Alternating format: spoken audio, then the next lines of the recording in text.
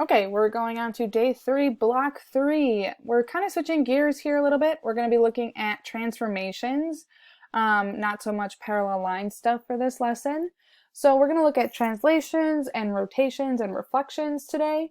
So we'll just jump right into it here. We're going to start with some translations. That means that we're moving one shape and leaving it in the exact same orientation and just moving it up, down, left, right, or a combination of those.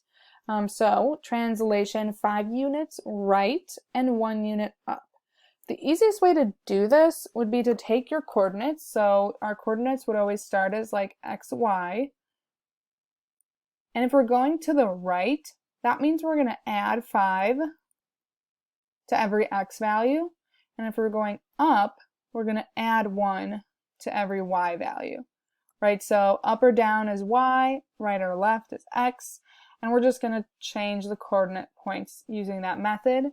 So if we're going to write out the coordinates, let's start with point G. That would be -3, -1.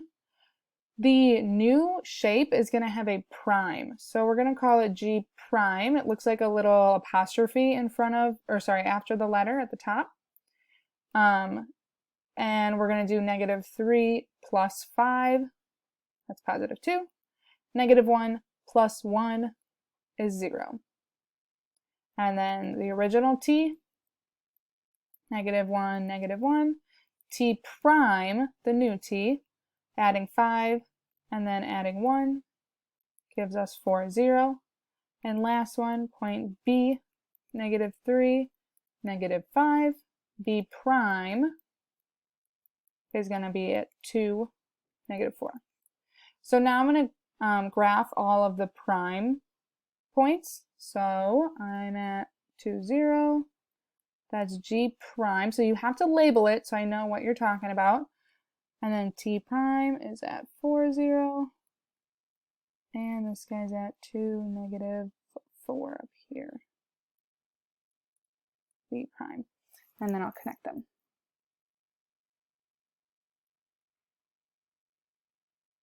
Okay, so the shape looks exactly the same. It's just been shifted over and up.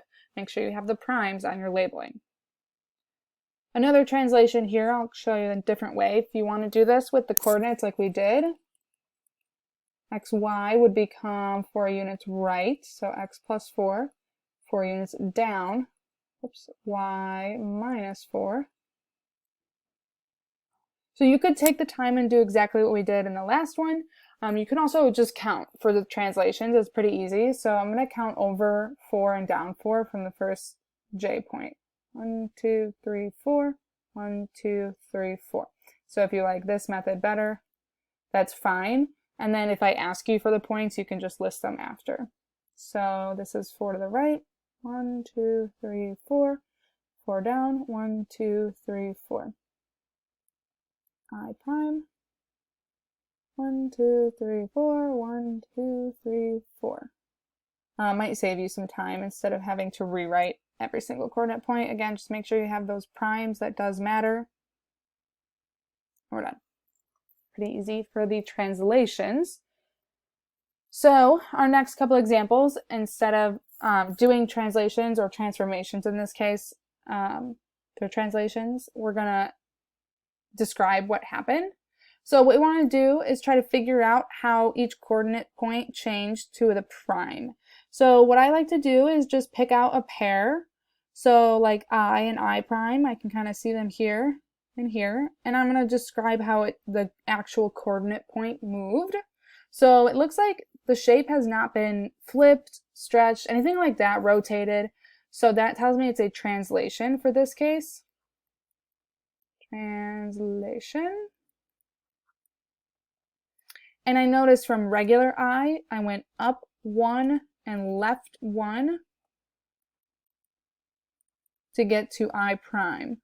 And then I might just double check up, left. Yep, that pattern holds true for all of those points. So I need to describe it in terms of coordinates. So the final answer, xy, becomes, so I went left 1, x minus 1. So left and right always goes first, and then y plus 1.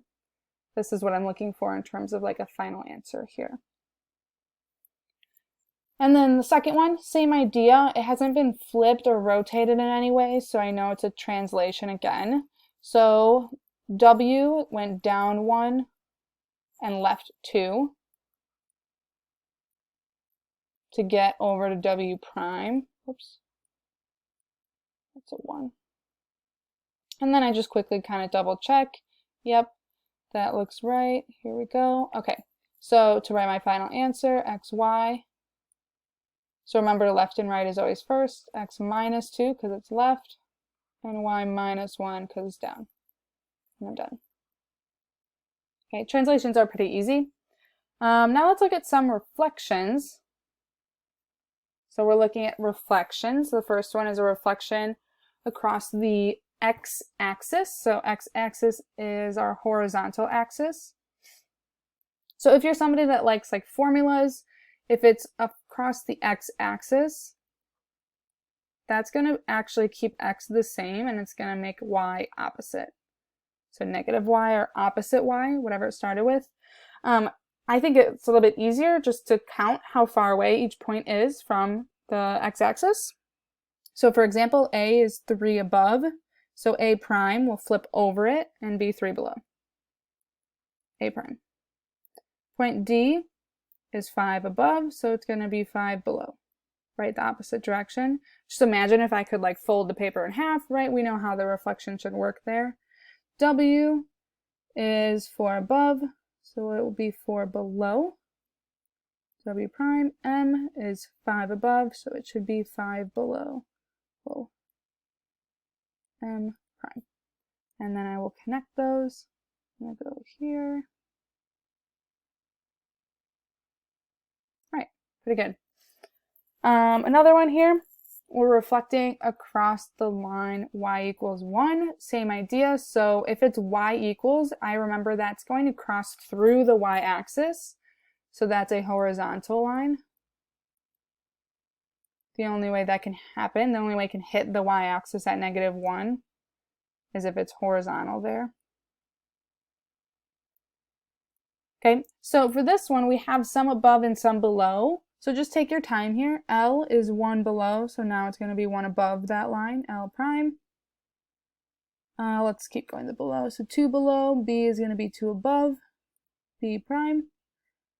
Switching to the ones that were above, so I was 3 units above the line, so now it's 3 units below. And W, 4 units above, so it'll be 4 units below. And then we'll connect those. If the counting gets a little confusing or if you're having any trouble with it, you could write out the points as well to help you keep track of everything. Our last one here is a reflection across y equals x. So that's a line with a slope of 1 and a y-intercept, of 0. So it's here, and then we go up 1 over 1. So this is the line that we're trying to reflect over.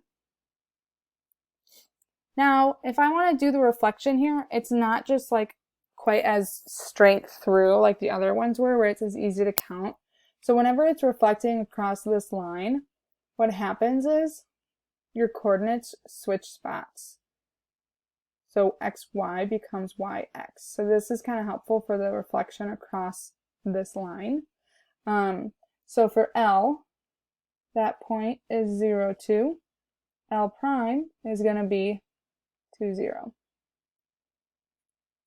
H is at -2, 3. H prime is going to be at 3, -2. Q is going to be at -2, 1. The reflection Q prime is switching them at 1, -2. And lastly, P, -3, -2. P prime will be at -2, -3. So I'm just switching the points. So take a minute, you guys can graph that one on your own. Right, so there's my reflection after I graph them, and you can see it does look like if I were to fold it, they should match nicely, so you can kind of check that way. So this got cut off. It should say describe the reflection.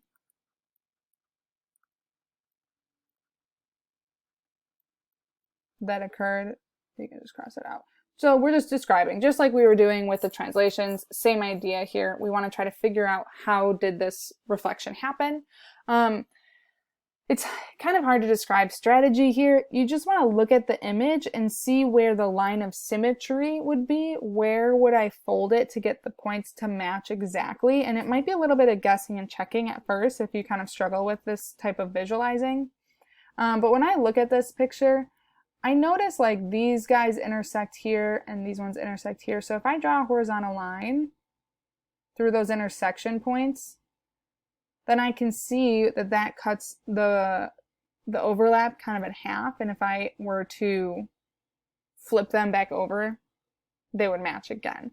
A more specific describing way, each point, like K, is 3 below and K prime is 3 above this line that I drew. You can check that way for each pair. So describing the reflection, I'm just going to say it's over, or reflects over the line y equals 2. Same idea for this one. It's a little easier to see this one, I think. It's a vertical line here. You can see that P and P prime, K and K prime are all the same distance away from that line. So here it reflects over the line x equals -3. Remember, vertical line is x equals because it goes through the x-axis. All right, and then the last topic here is some rotations. Rotations can be a little bit tricky here. So if it's rotating 180 degrees about the origin, it's kind of just a matter of remembering the rules for this. So 180 degrees, xy becomes -x, -y. So the numbers are in the same spot, they're just opposite of whatever they started with. So let me just do an example for you here, and then I'll have you finish the problem on your own. So y is originally 5, -3. Y prime is going to be opposite for each number. So -5 and +3. Okay, so finish that one, and then we'll go over it. All right, so here's my final rotated image. You can see all my points right here to check yours. And then my graph over here. Again, make sure you're using those primes. So rotating 180 degrees about the origin. It's like we took this guy, and if I could turn it, I turned it like that. Okay. Last one of these. So this time we're rotating 90 degrees clockwise about the origin. So our pattern here, xy, becomes y, comma, -x. So this one again is kind of tricky to remember. So the positions switch, the numbers switch spots, and then whatever x was, it becomes opposite. So let me give you an example. So let's do v. Point v right now is 4, comma, -1. v prime, y is going to come first, and it stays exactly the same, so -1. And then x would come second, but it's going to be opposite, so it'll be a -4 this time. If it started as a negative, it becomes positive. Okay, so see if you can finish that one on your own. All right, so there's my final shape for number 9, and you can look at my points a little bit closer here if you need to. So the last task for today, or for this video, I should say, describe the transformation. So again, we're looking for our transformation, and this time it's going to be a rotation. Okay, so if you're having trouble figuring out what the transformation is, it's helpful to write out the points and see if you can figure out the rule. So for example, let's look at k and k prime. So point k is over here, -1, 3. K prime is +3, +1. So if I were to generalize that, xy, that turned into y, and then the x value became opposite. So what that tells me, that follows our rotation 90 degrees clockwise, like the last one we just graphed, right? So the y went in the x spot and the x went in the y spot, but became opposite. That's my rule. Same idea here for the rotations. It's easy to write out a pair of points. So let's take point A. Here's point A. That guy's at 2, -1. A prime is at, -2, 1. Generalizing to help me figure out the rule. Looks like that became opposite x, opposite y. Right? The position stayed the same, but they just became opposite signs. So that would be a rotation of 180 degrees.